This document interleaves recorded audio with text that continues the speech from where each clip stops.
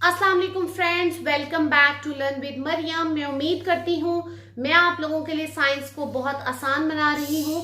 आप मेरी वीडियोस को बहुत अच्छे से समझ भी रहे होंगे और इसको एंजॉय भी कर रहे होंगे। अगर आपको मेरी वीडियो में किसी किस्म का कोई मसला आ रहा हो तो आप मुझे कमेंट सेक्शन में मेंशन कर सकते हैं। आप मेरे चैनल पर अगर आज पहली बार आए हैं तो प्लीज मेरे चैनल को सब्सक्राइब कीजिए, बेल आइकन का बटन जरूर प्रेस कीजिएगा ताकि मेरी नेक्स्ट वीडियोस आपको मिलती रहे। और अगर आप ऑलरेडी सब्सक्राइबर हैं तो आप सबसे गुजारिश है कि मेरी वीडियो को कंप्लीटली एंड तक देखें ताकि आप कोई भी पॉइंट मिस ना कर सकें। तो चलिए आज की वीडियो स्टार्ट करते हैं। Biology chapter number 2, homeostasis. Homeostasis मैं ऑलरेडी आपको लास्ट वीडियो में बता चुकी हूँ कि वर्ड जो होम्योस्टैसिस है उसका मतलब है the maintenance of internal conditions of body from the harms of fluctuation in the external environment. कि बाहर के माहौल में जितनी मर्जी फ्लक्चुएशंस, हार्म्स या चेंजेस आई हैं उन सब से हटके बॉडी के अंदर की जो कंडीशन है उसको मेंटेन रखा जाए, उसको चेंज ना किया जाए, तो ये चीज आपके पास कहलाती है होम्योस्टैसिस। अब आज हम ये देखेंगे कि होम्योस्टैसिस पौधों में कैसे हो रही है और होम्योस्टैसिस इंसानों में कैसे हो रही है।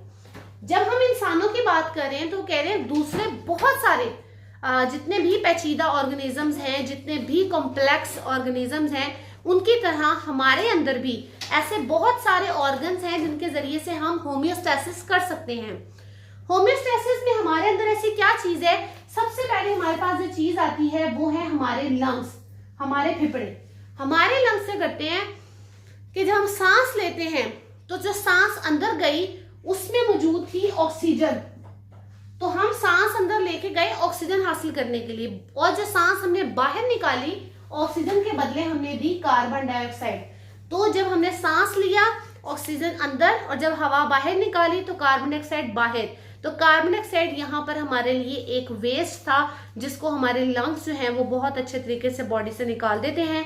कंप्लीट लंग्स की वीडियोस के बारे में जानने के लिए, इन एयर पैसेज वेज के बारे में पढ़ने के लिए आप मेरी लास्ट वीडियोस देखें, चैप्टर नंबर 1 की वीडियोस देखें। उम्मीद करती हूँ आपकी मजीद क्यूरीज वहां से हल हो जाएंगी। सेकंड जो चीज हमारे पास आती है वो आती है स्किन, और तीसरी चीज हमारे पास आती है हमारी किडनीज। हमारी किडनीज क्या करती हैं, हमारे गुर्दे क्या करते हैं कि हमारे खून में जितने भी फासिद मादे हैं, बेकार मादे हैं, वेस्ट हैं, मेटाबॉलिक वेस्ट हैं, उनको हमारे जिस्म से निकाल देते हैं, जो कि हमारे लिए मुहलिक, हमारे लिए जानलेवा, डेंजरस साबित हो सकते हैं। उनको हमारी बॉडी से रिमूव कर दिया जाता है। ये काम करती है हमारी किडनीज। तो हमें दो ऑर्गन्स ऐसे पता लग गए जो कि हमारी बॉडी को मेंटेन्ड लेवल पे रखने के लिए कोशिश कर रहे हैं। जो थर्ड चीज है वो हमारे पास है स्किन। अब स्किन क्या करती है कि बाहर जितनी मर्जी गर्मी हो जाए, बाहर जितनी मर्जी ठंड हो जाए, उसने हमारी बॉडी के इंटरनल टेम्परेचर को 37 सेल्सियस तक मेंटेन रखना है। तो स्किन का ऐसा क्या स्ट्रक्चर है कि वो इस काम में उसकी मदद करता है। अब जैसा कि हम सब जानते हैं कि जो हमारी स्किन है इसमें बाहर की तरफ जो लेयर मौजूद होती है इसको कहते हैं एपिडर्मिस। एपी मतलब ऊपर, डर्मिस मतलब डर्मिस के ऊपर, क्योंकि इस लेयर से नीचे जो लेयर मौजूद है उसका नाम है डर्मिस। एपिडर्मिस में किसी किस्म की कोई ब्लड वेजल्स मौजूद नहीं होती, खून की शरियानें नहीं होती। लेकिन बात होता है कि आपको खराश लगी, कट लगा, लेकिन ब्लड नहीं निकला, इसका मतलब है आपकी एपिडर्मिस डैमेज हुई है। लेकिन समटाइम ऐसा माइन्यूट सा भी कट लगता है कि ब्लड निकल आता है, तो इसका मतलब है आपकी डर्मिस डैमेज हुई है। जो डर्मिस है, आपके जो हेयर्स निकलते हैं बॉडी के ऊपर, ये भी डर्मिस में से निकलते हैं। आपके जो फैट सेल्स हैं ये भी डर्मिस में मौजूद होते हैं। आपके स्वेट ग्लैंड जिसमें से पसीना आता है वो भी डर्मिस में है। ऑयल ग्लैंड जिससे स्किन के ऊपर ऑयल आ जाता है वो भी आपकी स्किन के ऊपर मौजूद होते हैं। तो बेसिकली स्किन की दो लेयर्स मैंने आपको बताई, एपिडर्मिस ऊपर वाली लेयर और डर्मिस उसके नीचे वाली लेयर, जिसमें ब्लड वेजल्स मौजूद हैं, फैट सेल्स मौजूद हैं, ऑयल के सेल्स मौजूद हैं, ऑयल के ग्लैंड्स, इसके अलावा स्वेट ग्लैंड जो है उसके अंदर मौजूद है। तो अब स्किन क्या काम करती है कि इस स्किन के नीचे फैट की एक लेयर मौजूद होती है। ये फैट की लेयर बिल्कुल एक ब्लैंकेट, एक कंबल की तरह का काम करती है कि अंदर की हीट को बाहर जाने नहीं देती और बाहर की हीट को अंदर आने नहीं देती। आप देखें जैसे मोटे लोग हैं उनको ठंड बहुत कम लगती है, क्यों? क्योंकि उनके अंदर की हीट बाहर नहीं निकल रही, उनको पसीना आ रहा होता है क्योंकि उनकी बॉडी पे फैट बहुत ज्यादा होता है। सो ये फैटी लेयर अंदर की हीट को बाहर निकलने नहीं देती और बाहर की हीट का बॉडी पे इफेक्ट होने नहीं देती, जिससे बॉडी के जो इंटरनल टेम्परेचर है वो काफी हद तक मेंटेन रहता है। अब जो हमारी स्किन है, स्किन में ये एपिडर्मिस आ गई, ये डर्मिस आ गई, यहाँ पे ये हेयर फॉलिकल मौजूद है जिसमें से ये बाल जो है हेयर वो बाहर निकला हुआ है। तो यहाँ पे जो यहाँ पे मसल्स होते हैं ये क्या करते हैं, जब बहुत ज्यादा ठंड होती है तो ये कॉन्ट्रैक्ट कर जाते हैं। जब ये मसल्स कॉन्ट्रैक्ट कर जाते हैं तो बाल जो है वो ऊपर बिल्कुल सीधा हो जाता है। तो सर्दियों में आप नोटिस करें कि हमारी स्किन पे जो बाल होते हैं ये बिल्कुल ऐसे सीधे खड़े हुए होते हैं। जैसे बाज का हम डर जाए ना, हम कहते हैं कि हमारे रोंगटे खड़े हो गए। जो रोंगटे खड़े होने वाली सिचुएशन है ना उसको कहते हैं गूज बम्प्स। ठीक है, वो कहलाता है गूज बम्प्स। गूज बम्प्स बेसिकली क्या है कि जब ठंड बहुत ज्यादा हो जाए तो हेयर सेल्स जो नीचे फॉलिकल्स हैं वहां पे मसल्स कॉन्ट्रैक्ट कर जाता है और हेयर बिल्कुल सीधे होते हैं। हेयर के सीधे होने से क्या होता है कि जब बाल ऐसे ऐसे सीधे हो जाते हैं तो ये अपने अंदर हवा की एक लेयर को फंसा लेते हैं, ट्रैप कर लेते हैं, जिससे एयर का एक ब्लैंकेट बन जाता है। और एयर एक बहुत अच्छा इंसुलेटर है जिसकी वजह से अंदर की जो हीट है वो बाहर नहीं जा सकती और बाहर की हीट या जो ठंड है वो अंदर नहीं जा सकती, जिसकी वजह से हमारी बॉडी जो है वो टेम्परेचर चेंज से बचकर रहती है। इसके अलावा स्किन हमें सर्दियों में तो उसने फायदा पहुंचा दिया, गर्मियों में हमें क्या फायदा पहुंचाती है कि जब गर्मी होती है बहुत ज्यादा तो स्वेट ग्लैंड्स बहुत ज्यादा पसीना पैदा करता है। ये हमारी टांगों पे, हमारे बाजुओं पे, हमारे चेहरे पर जब बहुत ज्यादा स्वेटिंग पैदा होती है, बहुत ज्यादा पसीना होता है और वो पसीना जब खुश्क होता है, इवेपोरेट होता है, तो उसके इवेपोरेट होने से हमारी स्किन पे कूलिंग इफेक्ट आता है, ठंडक का एहसास आता है। इस तरह हमारी स्किन जो है वो कूल डाउन रहती है और बाहर की गर्मी की वजह से गर्म नहीं होती। वैसे तो हमारी बॉडी में मैं आपको बता चुकी हूँ कि जितने मेटाबॉलिक वेस्ट होते हैं, रिएक्शंस के नतीजे में बनने वाले वेस्ट हैं, उनसे आपको किडनी निकाल देती है। लेकिन फिर भी कुछ अमाउंट में आपके पास कुछ सॉल्ट्स हैं, यूरिया है, यूरिक एसिड है, इस तरह के वेस्ट हमारे पसीने में भी जो है ना वेस्ट हमारी बॉडी से निकल जाते हैं और इस तरह हमारी बॉडी की कंडीशंस काफी हद तक मेंटेन रहती हैं। तो आइए चलते हैं नेक्स्ट, होम्योस्टैसिस इन प्लांट्स, कि पौधों के अंदर जो होम्योस्टैसिस है वो कैसे मेंटेन रहती है। तो पौधों के अंदर सबसे पहला लेवल आता है वो है रिमूवल। रिमूवल तो करना ही है, किसी न किसी चीज को निकालना है। किसको निकालना है? Removal of CO2, carbon dioxide and oxygen. Oxygen को है वो बॉडी से कैसे रिमूव करते हैं। अब दिन के वक्त पौधों में एक प्रोसेस होता है, उस प्रोसेस का नाम है फोटोसिंथेसिस। अब इस फोटोसिंथेसिस में दो लफ्ज हैं। सिंथेसिस मतलब बनाना, फोटो मीन लाइट। सूरज की रोशनी में पौधे जो अपनी खुराक तैयार करते हैं उस अमल को कहते हैं फोटोसिंथेसिस। तो डे टाइम में माहौल से कार्बन डाइऑक्साइड लेते हैं और बदले में ऑक्सीजन जो है रिलीज की जाती है। ये ऑक्सीजन जो फोटोसिंथेसिस में पैदा हुई, पौधा इसमें से कुछ ऑक्सीजन अपनी सेलुलर रेस्पिरेशन के लिए रख लेता है और बाकी जो है एनवायरनमेंट में निकाल देता है। तो दिन के टाइम में आपके पास इसका वेस्ट है ऑक्सीजन जो उसने बाहर निकाल दी। अब पौधा भी तो सांस ले रहा है, पौधा भी तो सांस लेने के लिए ऑक्सीजन को इन कर रहा है और CO2 को बाहर निकाल रहा है, लेकिन वो जो CO2 बाहर निकाल रहा है वो रिकैप्चर होके, दोबारा कैप्चर होके फोटोसिंथेसिस के अंदर ही इस्तेमाल हो जाती है। तो आपके पास जो वेस्ट बना ऑक्सीजन वो तो निकल गया, CO2 जो वेस्ट है रेस्पिरेशन का वो अगेन फोटोसिंथेसिस में इस्तेमाल हो गया, लेकिन रात के वक्त तो फोटोसिंथेसिस है ही नहीं, तो CO2 तो आपके पास दोबारा से यूज नहीं होगा।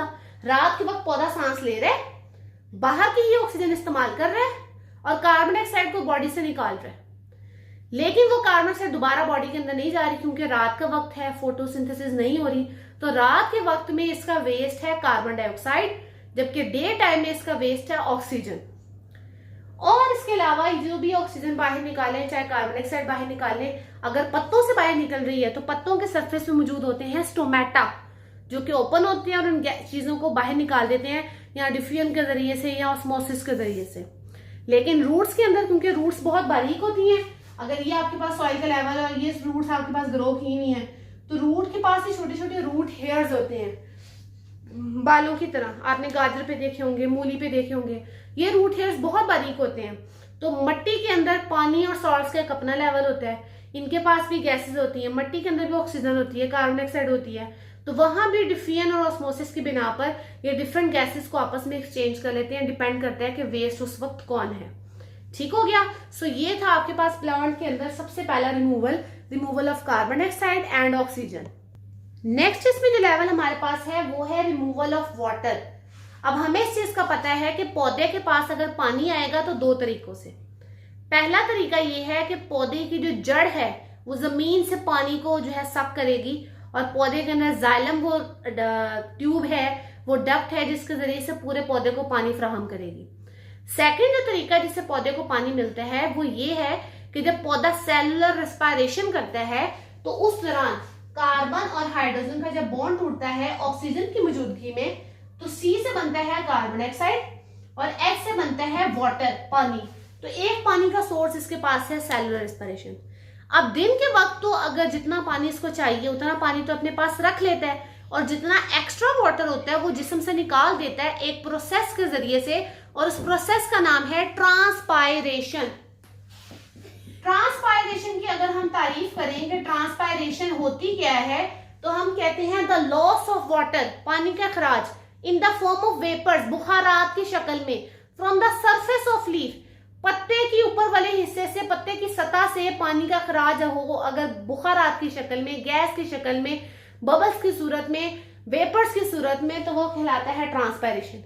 अब दिन के वक्त तो स्टोमेटा ओपन है तो पत्ते के सरफेस से पानी जो है वो निकल जाएगा, लेकिन रात के वक्त तो स्टोमेटा ओपन नहीं होते, तो रात के वक्त तो स्टोमेटा आपके पास ट्रांसपायरेशन नहीं हो सकती, और मिट्टी से पानी तो जज्ब हो रहा है पौधे के अंदर, तो जब एक्स्ट्रा पानी हो जो रूट्स के जरिए से जाइलम में आ गया है, तो पौधा सारी रात अपने अंदर इतना एक्स्ट्रा पानी नहीं रख सकता। दिन के टाइम में तो अगर एक्स्ट्रा पानी है तो पौधा क्या करता है कि अपने सेल्स को टर्जिट कर लेता है। टर्जिट से मुराद है कि सेल जो है वो टाइट हो जाते हैं। आपने अक्सर देखा होगा कि रात के वक्त पौधे मुरझा जाते हैं लेकिन दिन के वक्त फ्रेश। वो फ्रेश कैसे होते हैं कि जो एक्स्ट्रा वाटर होता है उसको सेल अपने टर्जिडिटी में, तनाव में इस्तेमाल कर लेता है सेल्स को टाइट करने के लिए, लेकिन इसके अलावा भी अगर बच जाए तो ट्रांसपायरेशन से निकल रहा है। लेकिन रात को ऐसा नहीं है। अब रात के वक्त तो टर्जिडिटी भी नहीं चाहिए, स्टोमेटा भी बंद है, तो एक्स्ट्रा पानी जाए तो जाए कहाँ। तो अब क्या किया जाता है कि कुछ पौधे ऐसा करते हैं कि जाइलम के अंदर जो एक्स्ट्रा पानी मौजूद है उसको ड्रॉप्स की सूरत में, याद रहे कि ट्रांसपायरेशन वेपर्स हैं, बुखारात हैं, लेकिन अब जो मैं बात कर रही हूँ उसमें क्या होता है कि पानी को ड्रॉप्स की सूरत में, कतरों की सूरत में, पौधे के जो पॉइंटेड एजेस होते हैं, नोकदार हिस्से होते हैं, वहां से कतरों की सूरत में निकाल दिया जाता है। कि फर्ज करें अगर ये स्टेम आ रही है और ये उस पर कांटा भी लगा हुआ है, तो इस कांटे की ये नोक पे पानी का ऐसे कतरा होगा। इस प्रोसेस को जिसमें पानी को ड्रॉप्स यानी कतरों की सूरत में निकाला जा रहा है उसको कहते हैं गुटेशन। जो आपके पास गुटेशन का प्रोसेस है इसको आपने ड्यू ड्रॉप, शबनम के कतरों से मिक्स नहीं करना, क्योंकि जो शबनम के कतरे हैं ना वो पूरे पत्ते पर पड़े हैं, लेकिन इस पूरे पत्ते पर जो आपके पास पत्ते की सरफेस है इस पर पूरे पे कतरे हैं, तो ये शबनम है, लेकिन वो कतरा जो अकेला इसकी नोक पर है वो आपके पास गुटेशन से निकला है, तो इसको आपने इसके साथ मिक्स नहीं करना। अब हम इसका थर्ड लेवल देखते हैं। थर्ड लेवल हमारे पास आता है removal of metabolic waste. Metabolic waste में क्या करते हैं कि प्लांट्स के पास तो अब कोई ऑर्गन नहीं है ना कि जिसके जरिए से बॉडी का वो वेस्ट मटेरियल साथ साथ निकाल सकें जैसा कि जानवर और इंसान करते हैं। तो प्लांट क्या करते हैं, इन वेस्ट को कम डेंजरस हालत में बॉडी में कहीं ना कहीं इनसॉल्युबल फॉर्म में स्टोर कर देते हैं। जैसे कि प्लांट कैल्शियम ऑक्सालेट एक वेस्ट है, टमाटर के अंदर मोस्टली क्या होता है कि इसको क्रिस्टल्स की सूरत में टमाटो बॉडी में जो है वो कहीं पर स्टोर कर देती है, उसके स्टेम्स में, लीव्स में या उसके फ्रूट में। तो ये आपके पास कहलाता है रिमूवल ऑफ मेटाबॉलिक वेस्ट। और भी बहुत सारे पौधे हैं, बहुत सारे दरख्तों में ऐसा होता है कि वो अपने जो वेस्ट मटेरियल्स होते हैं उनको पत्तों में स्टोर करने लग जाते हैं। जैसे कभी आपने नोटिस किया कि पूरा पत्ता सब्ज है और अचानक कहीं पे येलो स्पॉट पड़ गया, कहीं ब्राउन स्पॉट पड़ गया, वो वेस्ट मटेरियल्स हैं। वो वेस्ट मटेरियल ऐसे वहां इकट्ठे होने लग जाते हैं और वो पूरा पत्ता या तो पीला हो जाता है या ब्राउन हो जाता है और आखिरकार वो वहां से झड़ जाता है। तो ये भी पौधे का एक मैकेनिज्म है कि पौधे को पता है कि जो लीव्स हैं इन्होंने आखिरकार शेड हो जाना है, गिर जाना है, झड़ जाना है, तो वो अपने वेस्ट मटेरियल्स को पत्तों में स्टोर कर लेते हैं। वेस्ट ऐसे हैं जो कि पौधे रेजिन्स की सूरत में निकालते हैं, जैसे कि जितने भी कॉनिफेरस प्लांट्स हैं जिनमें पाइन कोन्स वगैरह आती हैं वो अपने वेस्ट मटेरियल्स को रेजिन की सूरत में निकालते हैं। कुछ प्लांट्स ऐसा करते हैं कि अपने वेस्ट को, जैसे कीकर वगैरह का दरख्त है, उनमें से वेस्ट जो है वो गम्स की सूरत में बाहर निकल रहे होते हैं। और कुछ प्लांट्स ऐसे करते हैं कि अपने वेस्ट मटेरियल्स को, जैसे लेटेक्स है उसकी सूरत में निकालते हैं, जैसे रबड़ का पौधा उसमें से लेटेक्स वेस्ट निकल रहा होता है। और चौथे आपके पास ऐसी कैटेगरी आती है जिसमें कुछ पौधे म्यूसिलेज सिक्रीट करते हैं। जैसे आप भिंडी को कट करें तो कैसा स्लाइमी सा मटेरियल जो है उसमें से निकल रहा होता है, वो असल में वेस्ट प्रोडक्ट है जो इसमें से रिलीज हो रहा है। तो आपके पास म्यूसिलेज की फॉर्म में जो है कुछ मटेरियल्स, कुछ प्लांट्स जो है इन मटेरियल्स को रिलीज करते हैं। सो ये आपके पास थी आज की कैटेगरीज जिसमें आपने देखा कि होम्योस्टेसिस पौधों में कैसे की जा सकती है, इंसानों में कैसे की जा सकती है, इंसानों के अंदर कौन कौन से ऑर्गन इसके लिए रिस्पॉन्सिबल हैं, पौधों के अंदर कौन कौन सी चीजें इसके लिए रिस्पॉन्सिबल हैं, और कौन कौन से लेवल पर होम्योस्टेसिस की जाती है, किन किन चीजों की होम्योस्टेसिस की जाती है। तो उम्मीद करती हूँ मेरी वीडियो आपको जरूर अच्छी लगी होगी। प्लीज मेरी वीडियो को लाइक एंड शेयर कीजिए। आपसे नेक्स्ट वीडियो में मुलाकात होगी। Thank you very much.